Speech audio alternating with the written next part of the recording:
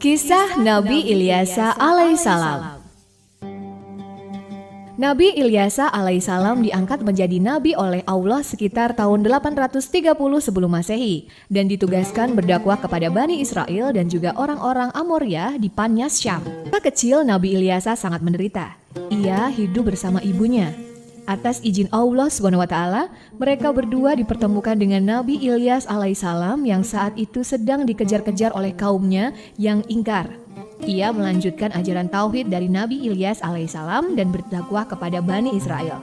Suatu hari Nabi Ilyasa alaihissalam bersama beberapa pengikutnya mendatangi suatu daerah dan penduduk daerah tersebut mengadu bahwa sumber air yang mereka miliki telah rusak, berbau dan tidak dapat diminum. Kemudian Nabi Ilyasa berdoa kepada Allah dan memohon petunjuk. Setelah itu, Nabi Ilyasa menebar beberapa genggam garam ke dalam mata air yang telah rusak. Alhamdulillah, berkat mujizat dari Allah SWT, mata air tersebut menjadi bersih dan tawar, sehingga dapat diminum kembali.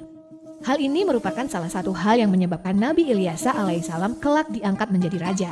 Saat Nabi Ilyasa alaihissalam menjadi seorang raja, ia dikenal sebagai seorang pemimpin yang arif dan bijaksana. Karena ia tidak dianugerahi oleh Allah keturunan, maka Nabi Ilyasa mengadakan sayembara untuk seluruh rakyatnya. Barang siapa yang mampu berpuasa di siang hari, kemudian beribadah di malam hari, serta sabar dalam memimpin, maka ia akan dijadikan seorang raja pengganti. Tidak ada yang sanggup memenuhi persyaratan ini, kecuali seorang pemuda bernama Basyar.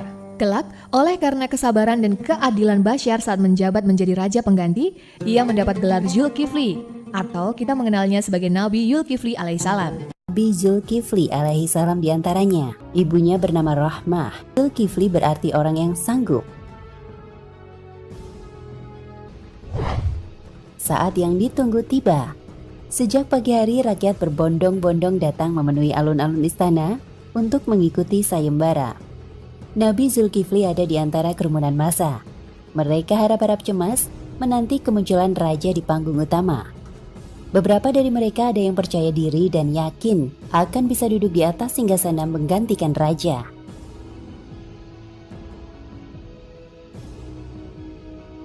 Raja berdiri di mimbar. Ia memandangi lautan manusia yang telah menyemut dan menanti pernyataannya. Hai seluruh rakyat yang aku cintai, seperti diketahui, kini aku sudah lanjut usia. Aku pun tidak mempunyai keturunan yang bisa meneruskan kejayaan kerajaan ini. Maka dari itu, aku akan mengambil salah satu dari kalian yang terbaik. Sebagai persyaratan utama, orang yang akan menempati posisiku adalah orang yang pada siang hari melakukan puasa dan malam hari mengerjakan ibadah. Di pidato sang raja, bagi mereka, ketentuan itu jelas sangat berat. Mengamati Nabi Zulkifli secara detail, dari ujung rambut hingga ujung kaki, lantas memutuskan untuk mengabulkan permohonan Nabi Zulkifli.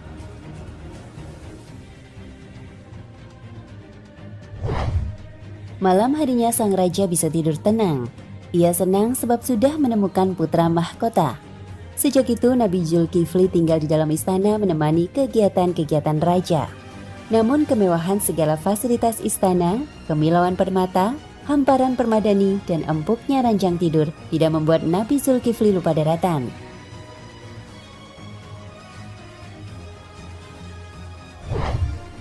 Kewafatan sang raja menimbulkan duka yang mendalam bagi rakyatnya, apalagi bagi Nabi Zulkifli. Mereka berduyun-duyun mengantarkan raja ke peristirahatan terakhirnya. Negeri itu dirundung masa berkabung beberapa hari. Sesuai kesepakatan, kekosongan kursi raja segera ditempati Nabi Zulkifli yang merangkap sebagai hakim. Nabi Zulkifli bekerja hampir tidak mengenal waktu, pagi, siang maupun malam. Seluruh kebutuhan dasar rakyatnya dipenuhi. Ia tak mau membeda-bedakan orang yang meminta uluran tangannya. Semua diperlakukan sama dan dihadapi dengan sabar. Bawah kepemimpinannya, rakyat bisa hidup senang, tentram, dan bahagia.